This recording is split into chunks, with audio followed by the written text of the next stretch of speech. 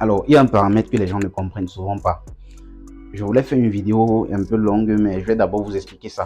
Alors, généralement, quand tu veux acheter un produit en Chine, tu vas demander la valeur du CBM au fournisseur. Et le fournisseur peut te donner les valeurs sans calculer réellement le CBM. Il peut te donner les valeurs en mètres, il peut te donner les valeurs en mètres, c'est magnifique. Ou encore, il peut te donner les valeurs en centimètres, ou encore, il peut te donner les valeurs en millimètres. Maintenant, ce qu'il faut comprendre déjà, c'est que si le fournisseur ne te donne pas la valeur du CBM directement, ce sera à toi de convertir. Il faut comprendre que 1 centimètre est égal à 0,01 mètre. Il faut également comprendre que 1 millimètre est égal à 0,001 mètre. Donc, tu dois d'abord connaître ça. Une fois que tu connais ça, tu peux maintenant prendre la peine de calculer. Ce qu'il faut comprendre encore, c'est que le colis, pour évaluer le coût du CBM, on fait longueur fois largeur fois hauteur. Et toutes ces valeurs-ci doivent être en mètres. Donc, si le fournisseur te dit par exemple que ça là, c'est 100 cm, et il te dit encore que ça là, c'est 100 cm. Non, disons 50. Je dis n'importe quoi, 50 cm. Et ici là, c'est 30 cm.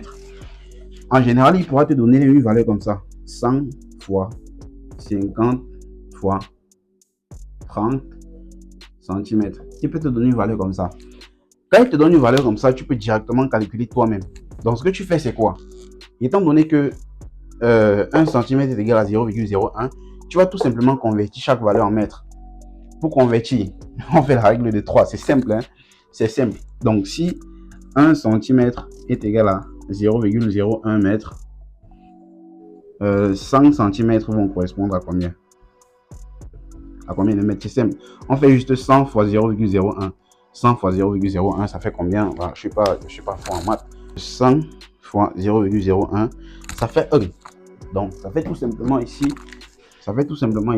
1 mètre. Ça veut dire que ça là, c'est 1 mètre. Tu fais la même chose ici. Je pense que ça là va donner 0,5 mètres, si je ne me trompe pas. On a ici 0,5 mètres pour cette partie-ci.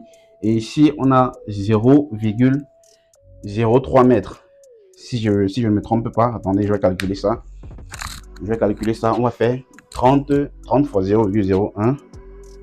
30 fois 0,01 égale, oui, ça fait 0,3 mètres. Donc, on met cette valeur-là ici, 0,3. Pour évaluer le CBM, qu'est-ce qu'on fait? On multiplie seulement tout ça. Donc, on va faire 1 fois 0,5 fois 0,3. La valeur que ça donne, c'est ça le CBM. C'est ça le CBM. Donc, c'est simple. Qu'est-ce qu'on fait? 1 fois 0,5 fois 0,3. Ça donne combien? 0,15 CBM. 0,15 CBM. Donc, toi-même, tu peux désormais évaluer le coût du transport de ton produit sans avoir besoin de... Tu as juste besoin des valeurs du carton dans lequel ton colis doit entrer. Tu vois? Si le fournisseur te donne les valeurs en centimètres, tu calcules simplement. S'il te donne en millimètres, c'est simple, tu fais la règle de 3. Donc, 1 mm.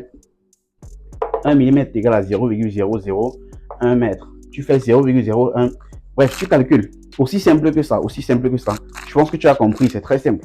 Et maintenant, pour évaluer le coût du transport de ton produit, tu prends la valeur finale, tu multiplies par le coût auquel le transitaire fixe le prix du CBM. Le transitaire peut fixer le coût du CBM à combien? 330 000 par exemple. Si on est à 330 000, ça fait combien?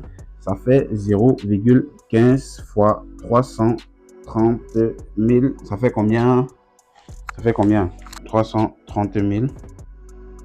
49 500. Oui. Ça fait 49 500. Bon, j'ai pris les valeurs au hasard. C'est que le coût du transport aérien est toujours plus haut par rapport au coût du transport maritime pour la plupart des colis. Ça fait combien?